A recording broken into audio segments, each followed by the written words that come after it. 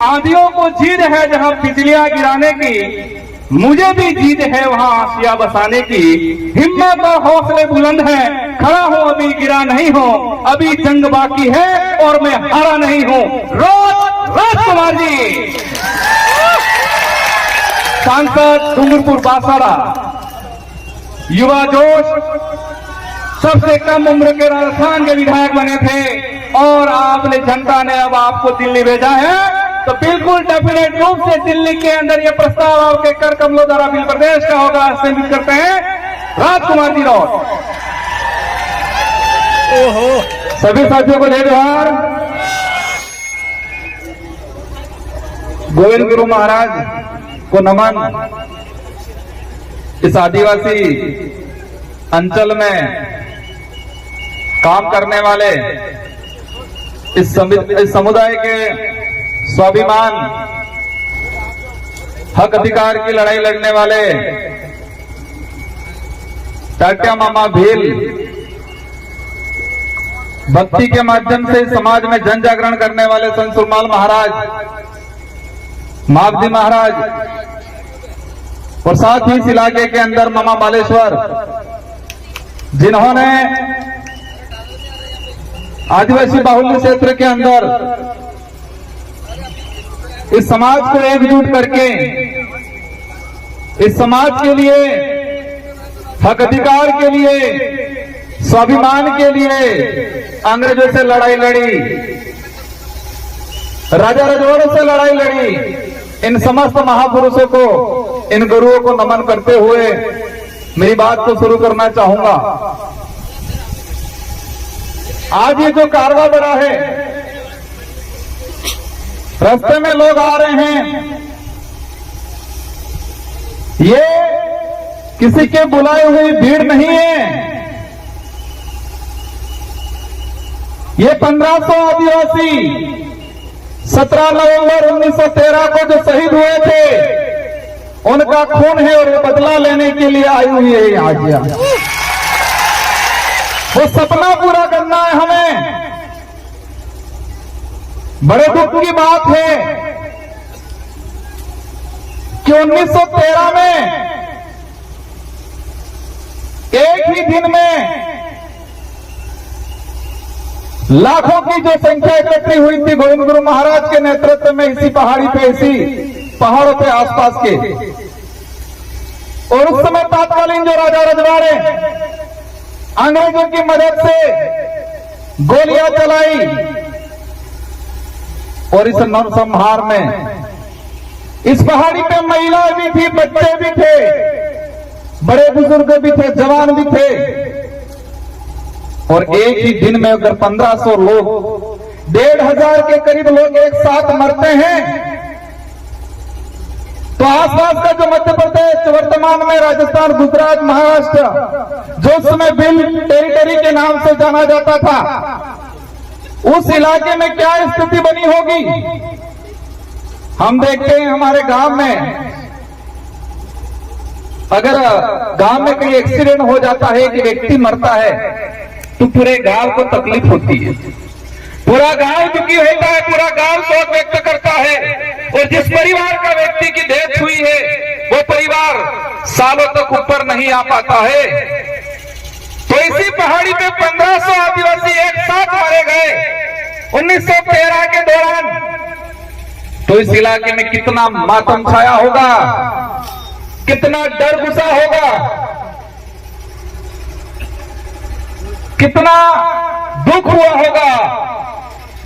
ये जो गांव पड़ा था, वो गांव आज तक नहीं भरा है। तो लड़ाई किसकी लड़ रहे थे? मैं इन इतिहासकारों को कहना चाहूंगा, जिन इतिहासकारों ने बिल प्रांत की मांग को लेकर यहां पर भक्ति के माध्यम से आंदोलन खड़ा किया था। भक्ति के माध्यम से उद्देश्य था, अंग्रेज से लड़ाई थी कि हमारा अलग से बिल प्रांत दिया जाए, ये उद्देश्य था, माध्यम भक्ति था। भक्ति के माध्यम से बिल प्रदेश की जो लड़ाई लड़ी जा रही थी उस समय, और उस इतिहास को, उस सच्चे इतिहास को कई इतिहासकारों ने 2-4 लाइनों में सिमट दिया, कह दिया कि भक्ति आंदोलन हो रहा था और 1500 आदिवासी मारे गए। इस देश का तो ठीक है, लेकिन विश्व का एक भी इतिहास ऐसा नहीं मिलेगा, एक भी घटना ऐसी नहीं मिलेगी जहां सिर्फ भक्ति की जा रही थी और गोलियां चलाई थी। आपने किने गड़े उतरे। अगर हमारे पूर्वज सिर्फ नर्ग बजाता, भजन करता, सिर्फ भक्ति करता, तो क्या इस बात से अंग्रेजों को दिक्कत थी क्या? भक्ति करने से सिर्फ दिक्कत नहीं थी, लेकिन भक्ति के माध्यम से समाज को जागरूक करके अलग बिलराज कायम कर रहे थे, उस बात से उन लोगों को दिक्कत थी। लेकिन इस इतिहास को बदल दिया गया, उस इतिहास को दबा दिया गया। मैं इस विचारधारा को धन्यवाद देना चाहूंगा, इस विचारधारा की शुरुआत में काम करने वाले लोगों को धन्यवाद देना चाहूंगा, जिसकी बदौलत दबा हुआ इतिहास वापस उजागर हुआ और आज लाखों की संख्या में इससे पहाड़ी पे ये कारवां खड़ा हुआ है। इस कार्रवाई के साथ हर समुदाय का व्यक्ति यहाँ प्रतिनिधित्व कर रहा है, माइनॉरिटी का भी है, एससी समुदाय का भी है, ओबीसी का है, कई जनरल के भाई भी हैं। हमारे साथ वो हर व्यक्ति है जो मानवता में विश्वास करता है, जिसके अंदर छुआछूत है, भेदभाव है, जिसके अंदर शोषण की भावना है, वो व्यक्ति इस विचारधारा का हमेशा विरोध करेगा। जिस व्यक्ति के अंदर ये भावना है शोषण की, छुआछूत की, शोषण की, वो व्यक्ति हमेशा हमारा विरोध करेगा और हम भी ऐसे लोगों को विरोध करते रहेंगे हमेशा के लिए। हर उस व्यक्ति का, हर उस समाज का सम्मान करेंगे, हर उस व्यक्ति का सम्मान करेंगे जो मानवता में विश्वास रखता हो, जो छुआछूत में विश्वास नहीं रखता हो, जो शोषण में विश्वास नहीं रखता हो। इन सभी लोगों का, उन सभी समाज का हम सम्मान करेंगे। हमारे पूर्वज भी करते आए थे और हम भी करेंगे, लेकिन अब वो वक्त नहीं रहा है। शोषण होता आया है समाज में, बिल प्रदेश की मांग है। कई लोग चाहते हैं, पूछते हैं क्यों। दुख की बात यह है कि हमारे भी समाज के, इस समाज का सर्टिफिकेट लगा के अधिकारी, कर्मचारी, नेता बन जाते हैं और वो ये भूल जाते हैं कि मैं किस सर्टिफिकेट लगाने की वजह से। मैं ये उनकी योग्यता पर सवाल खड़ा नहीं करना चाहता, लेकिन आदिवासी समुदाय का वो व्यक्ति अगर कहे कि मैंने आदिवासी का सर्टिफिकेट नहीं लगाया और मैं सिर्फ मेरी योग्यता से आगे बढ़ा, ऐसा कोई माई का लाल हो तो बताओ। दुख होता है जिस समाज का सर्टिफिकेट लगा के बड़ा पेट करके बैठे हैं, बड़े अधिकारियों की पोस्ट पे बैठे हैं, लेकिन उस समाज का आदमी उनके पास जाता है तो वो हीन भावना से देखते हैं। लेकिन वो वक्त भी आ गया है कि ऐसे लोगों को भी समाज समय आने पे समाज के बीच में नहीं बैठने देगा और उनके अंतिम संस्कार में 4 लोग भी उनको कंधा देने वाले नहीं मिलेंगे। ये वक्त भी आ रहा है। आज जो समाज की स्थिति बनी हुई है, बिल प्रदेश की डिमांड इसलिए है, बिल प्रदेश नहीं बनने से हमारा आदिवासी समुदाय कुछ राजस्थान में हो गया, कुछ मध्य प्रदेश में, कुछ महाराष्ट्र में, कुछ इधर गुजरात में अंदर, और उसी की वजह से हमारा समुदाय 4 हिस्सों में, 4 राज्यों में बटा। उस वजह से हमारी संस्कृति का विनाश होने के कंगार पे चली गई, हमारा इतिहास दबा दिया गया और हमारा जो भौगोलिक क्षेत्र है, इस भौगोलिक भूखंड के अंदर जो खनिज है, उन खनिजों को निकाल के 4 राज्यों का राजकोष में जमा किया और आदिवासियों को इसका फायदा आज तक नहीं मिला। सबसे बड़ी बात यह है, देश के अंदर कुपोषण का आंकड़ा निकाल के देखें, देश में कुपोषित इलाका अगर आता है, रेड इलाका, तो यही बिल प्रदेश की टेरिटरी जो वर्तमान में 4 राज्यों में बटा हुआ है, उसी इलाके के अंदर भुखमरी है, कुपोषण है, अशिक्षा है। तो उसके जिम्मेदार उस समय तत्कालीन जो लोग राज्यों का पुनर्गठन करते थे, राज्यों का निर्माण करते थे, उन लोगों ने इस समुदाय के साथ अन्याय किया गया है। कई लोग कहते हैं कि नई पार्टियां, नई विचारधारा के लोग इस मांग को कर रहे हैं। हम तो 1913 में जो गोविंद गुरु महाराज ने जो मांग रखी थी, जिनके लिए 1500 आदिवासी शहीद हुए थे, उसी मांग को हम आगे बढ़ा रहे हैं। हम कोई नया काम नहीं कर रहे हैं। और इस बात को लेके कांग्रेस के भी कई नेताओं ने ये बात रखी है और वर्तमान में टीएडी मंत्री, और देखा है मैंने राष्ट्रीय पार्टियों के अंदर टीएडी मंत्री वो बनाया जाता है जो किसी के इशारे पे चलता है, उनको पर्ची पकड़ा दी जाती है और उनसे पढ़वा दिया जाता है। ऊपर माल जो उन्होंने खाली है बिल्कुल अड़ा ऊपर मार जाते कि नहीं बोली। नंदलाल जी मेरा टीएडी मंत्री थे, भाजपा से ही बिलोंग करते थे। उन्होंने खुद ने कहा था बिल प्रदेश बनना चाहिए, तो बाबूलाल जी आज कौन सी खेत ही मिली हो जो आज के रहो नहीं बनना चाहिए। कई नेताओं ने, कांतिलाल जी पुरिया मध्य प्रदेश से, उन्होंने आपकी बात रखी थी। गुजरात के कई नेताओं ने बात रखी है और राहुल गांधी जी खुद यहां बोल के गए हैं कि आदिवासी देश का मूल मालिक है। तो क्या है बाबूलाल जी उनसे भी ऊपर चले गए, ऐसा लग रहा है मुझे। मैं कई बार कहता हूं, आज यहां पर जो आए हैं वो गरीब परिवार से आदमी आया है।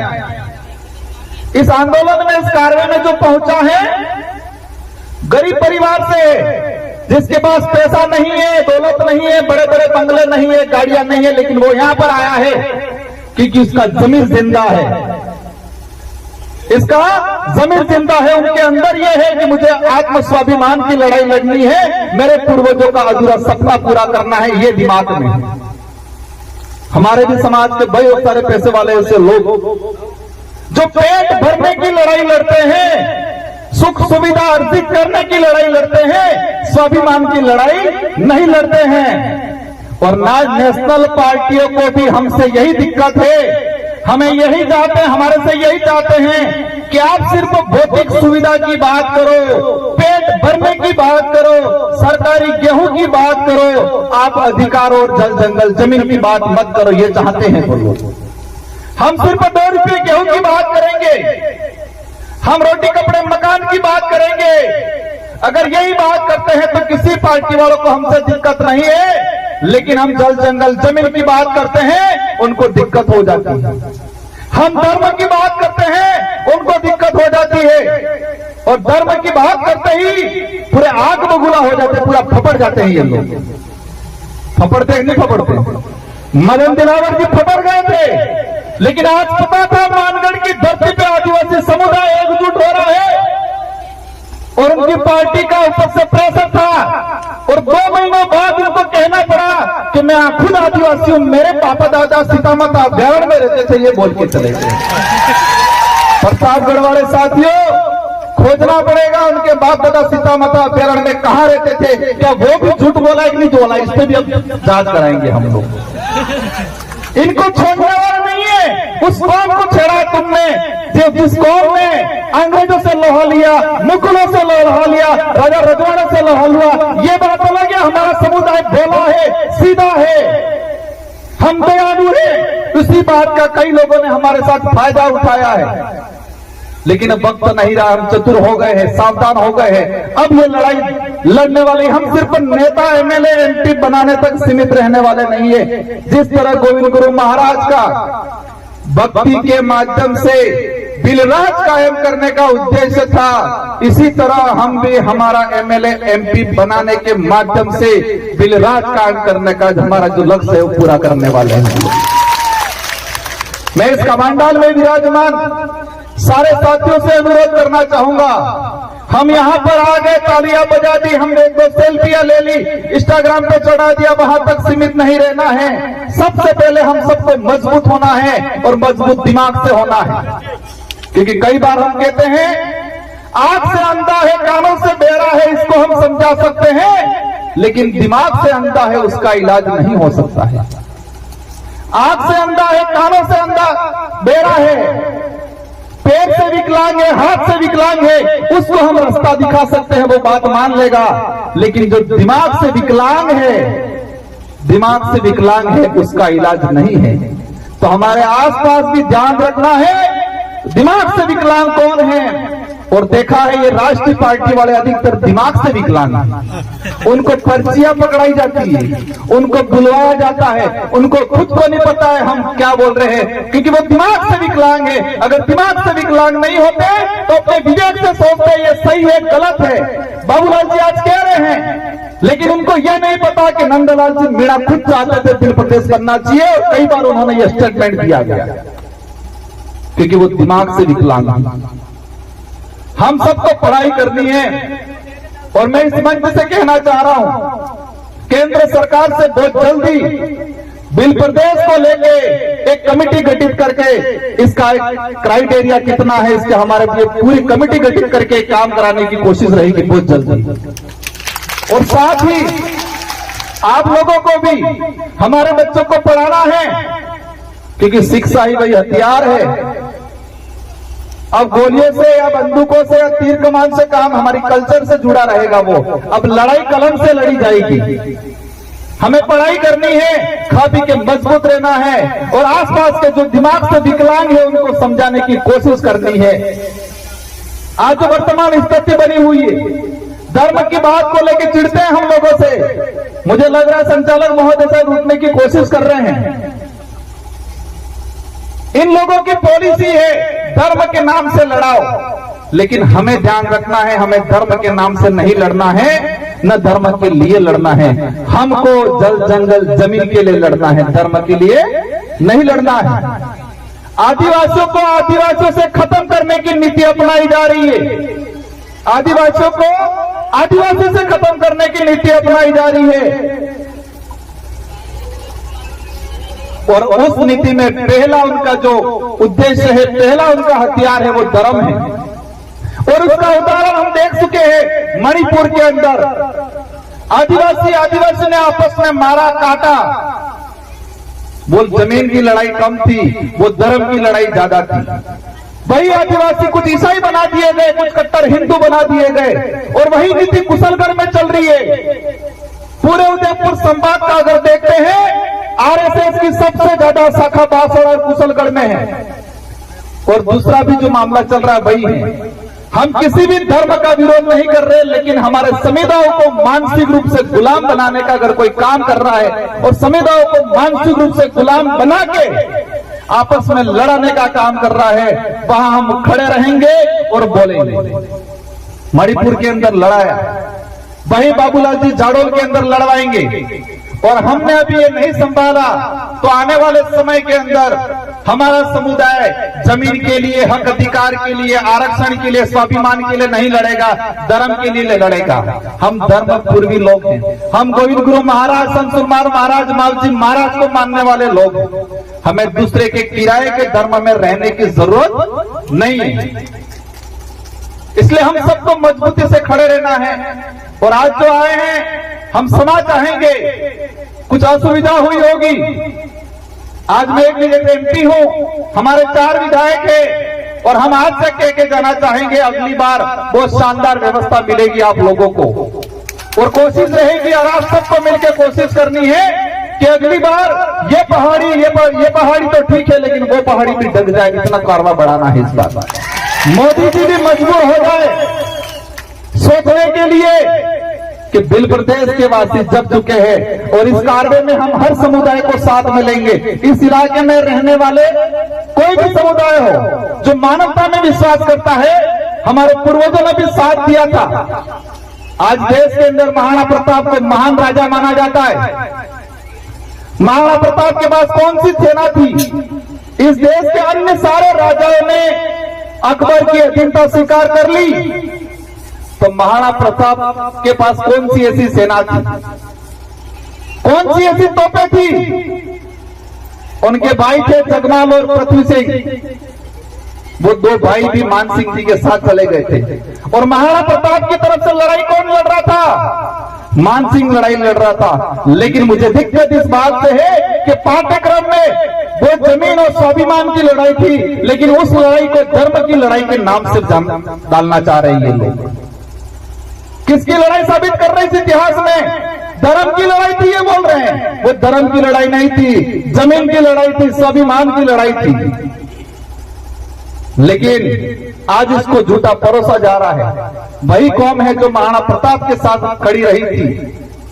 माइनॉरिटी के लोग थे, आदिवासी समुदाय थे, गला कटवाया था और राणा प्रताप को देश के अंदर महाराणा प्रताप का गर्व दिलाया। और वही कौम हम उस समुदाय को भी कहना चाहते हैं, आप दूसरे के बहकावे में नहीं आए। पहले एक भाईचारा था, उस भाईचारे को बढ़ाए।